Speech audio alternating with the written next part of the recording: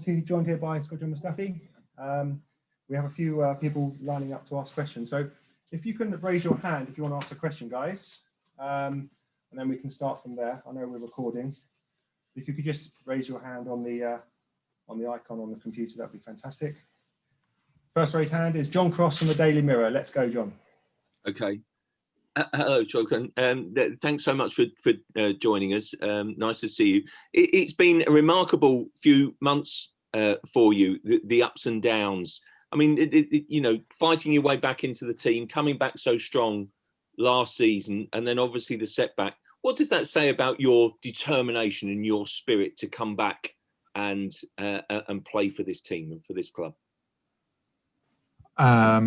Yeah, I mean, in the end of the day, that's what we have to do. You know, we play football. We know that you always gonna have ups and you're gonna have downs, but it's about how strong mentally you are to not give up and always come back. And for me, it has always been important to just give everything in the games, in training, try to get better with each training and try to do what I'm asked to do from the coach, and try to help my team in every way. And that's where all my focus have been.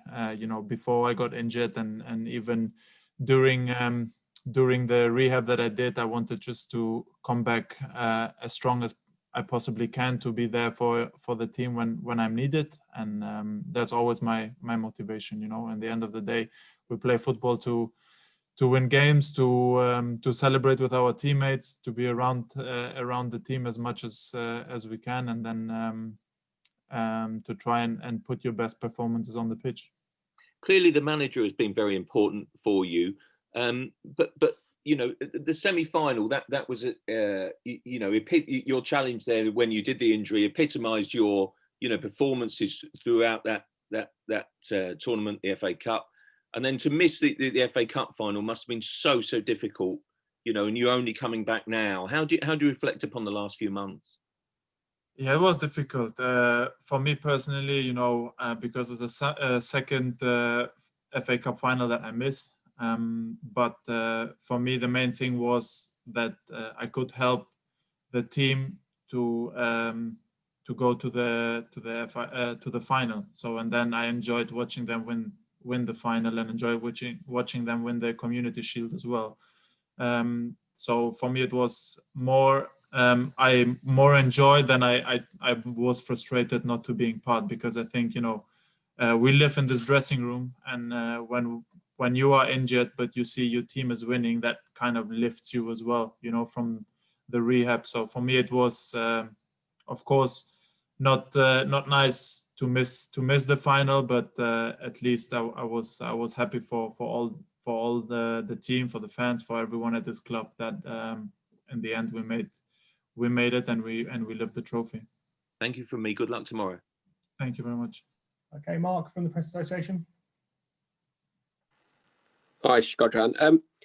When all of you guys are fit, Mikel has 8 centre-backs to choose from. I know having that depth is important, but is it not difficult? But you obviously have to back yourself that you're still going to get in the team. But when there's that much competition, is that a good thing or a bad thing? It is a good thing, because I think because in football you live from competition. You know, I was never worried about competing, because this is what we have to do every day. You have to work for your place, and then when you have your place, you have to work for the team to get results in every single game. So I don't think that anyone is afraid of competing, because, as I said, that's something that we have to do as a sportsman. That's what you do. You have to compete every day, and then, of course, as you said, you have to have players, because you have so many games going on, and you need to have everybody on board, because there are so many games. And at the moment, for example, we have been struggling in this position a bit, because we had a few injuries. So it just shows how important it is to have everybody there. And when your time comes, when you're not playing, when your time comes, you have to go on the pitch and do your job. From a personal level, you are out of contract in the summer. Have you had discussions with the club yet? Is that something that started and are you keen to stay at Arsenal? Well, at the moment, I was just happy to come back from injury, because for me it was 3 long months. To be fair, I was happy to just come back and be able to play again. And what we haven't been talking about anything, so there's nothing really that I can tell you guys. Is it a case for you of, I suppose, see how much football you play between now and January, and then maybe look at it then as to whether you extend your stay or not? Yeah, I think now for me it's important to just get a few games, go into the match rhythm, get a few games, and then see how it goes. Thanks, Shkodran. Thanks, Mark. We'll move to Sam Dean from the Daily Telegraph. Hi, Shkodran. When Mikel first came in last year, you were out of the team at the time, but then within a few weeks you were playing every week and one of the most consistent regular players under the new manager. What changed, and what did he ask you to do differently maybe, or what did you start doing differently, do you think? Well, I think for me personally, it didn't change too much. I think we just, when Mikel came in, he had a clear idea how he wants to play football. And I said from the beginning in a few interviews that for me, I have to give credit to him, because we had so many players. And as a coach, it's not easy to get all the players on board, to all believe what you're saying as a coach. But I think from day one when he came in, everyone believed in what he was trying to put on the pitch, how he wanted to his team to play, and I think it made it easier for every single one of us, because when you know what you have to do, when you know exactly what's going on the pitch, and how you have to play your part to make the team strong, and this is what helped me the most. I went on the pitch and I knew exactly what I have to do. I knew exactly what the coach wants from me, and this made a lot of things easier. And then, of course, we had a few chats with him when he first came, and he made it clear that he's going to give everyone the chance to play, and he kind of gave me the feeling that he believed in me, and that's what lifted me and made me play good football. A slightly different topic, but you've spoken before very interestingly about the challenges of social media and the various sort of things that come with that. And we know it can be a good thing, and it often is a good thing for players, but also it brings its own difficulties. And for you in your Arsenal career, when it has gone a bit up and down, as we spoke about, how frustrating has that been, and how hard is it for you to sometimes ignore that or deal with that? But at the end of the day, everyone can say his opinion. But for me, the most important thing was always to try and listen to what the coaches want from me. Because in the end of the day, I play football for a big club. And my work is to follow the things that the coach say. And then sometimes for the people, it doesn't make always sense. But for me, the most important thing is to do what I'm told to do. And of course, then sometimes you are not doing the right thing, and you have to listen to criticism. But at the end of the day, I'm the one that criticized me the most. So it's not nice to see and to read things on social media, especially when they're negative. But I think if you are a professional footballer, you have to deal with it, and you have to live with it, and you have to try and focus on the important things. And as I said, for me, the important things is to come here, train, and try and put on the pitch what you are told from the coach. Thank you. Thanks, Sam. We'll move to George from the BBC, please. Cheers, Dan. Shkodran, hello. I just wondered, what's Mikel's training sessions like? Because we hear so much from Man City players that he made them better. What's his training sessions like, and has he made you a better defender already? Yeah, I think the difference that I have to say, I've never had such detailed training session, because we are working very detailed about everything. Of course, we try to do our football first, but then of course to like analyze as well the next opponent and see where we can with our strength defeat the opponents. And he has always an idea how he wants to play the next game, and not every game is the same. He analyzes the team so well that when we go to the training pitch, he knows exactly what he wants to do, what we have to train to then be prepared for the weekend. And I think, you know, sometimes it's not always nice because you go in so detailed training session. You know, it's not that you jump around and have fun and score a lot of goals. It's more about focusing and knowing when you go to the weekend or when you go to the next game that you know exactly what you have to do. But that's on the other side as well, the positive thing, because then when you go into the game, you have that picture that you had in the training session, you have the same picture in the game, and that helps you a lot. What formation do you prefer playing? 3 at the back or 4 at the back? To be fair, my career I've played in so many different systems and different positions that in the end of the day, it's really makes not a big difference. You know, I mean, even when we are playing, sometimes we play with 5, sometimes we play with 4, sometimes even when we play with 5 in certain moments of the game, we switch to 4. So I think that makes not a big difference. You just have to be prepared to play all of them. And I think that the way we're training, the way the players that we have, we are able to play all of them. So that's good for us. And one player I need to ask you about, you won a World Cup with him, Mesut Ozil. How is he after the news that he's not going to be featuring much this season? Well, I think it's not my I can't say too much about it because they have been talking a lot, and I just know that Mesut for me is not a teammate. He's more than a teammate. He's a friend. I respect him, and he always has respected me and everyone else as far as I've seen. So he's gonna always have my respect, and I'm always gonna be there for him if he needs something to motivate him and to push him. But at the moment, every time I see him in training, he's doing the best he can. He tries to train well to be there, and everything else, you know, it's not in my hands. I'm not the one who makes the decisions.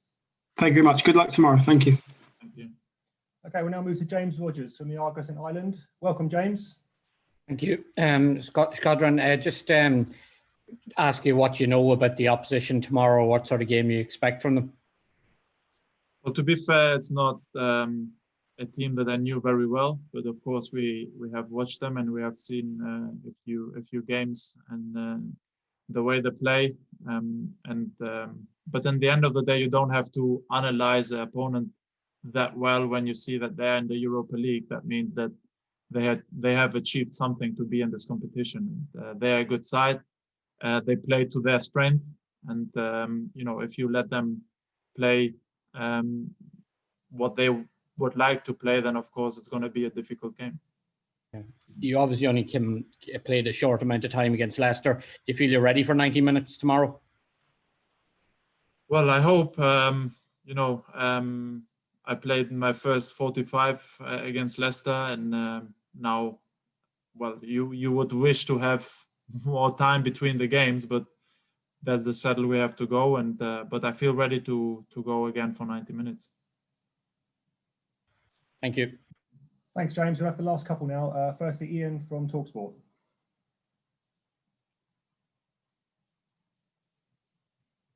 Is Ian from TalkSport there? Hi, can you hear me? Yes. Hiya. You were talking earlier about your position, your contract, and talks with the club not yet started. In terms of you wanting to stay at Arsenal, how big a desire is it for you to stay at the club? Well, you know, when I made the decision to sign for Arsenal, it's because I respect this club, and I think that it's a huge club, and that's why for me, if I could stay at Arsenal, of course, it would mean a lot to me. But in the end of the day, for me, it was important now in the last 3 months to come back after the injury, and to be ready to play and to help my team. And then when you hopefully get a few games, you can maybe look at the future. But at the moment, for me, it has been difficult, because in the last months I haven't been really thinking about the end of my contract or what's going on in the future, because all I wanted is to be back as quick as possible, because I think I missed a few important games in the last months. And as I said, I just wanted to be back as quick as possible, try and play a few games, and then of course when the time comes to think about what's next, then hopefully we're going to have some news for you.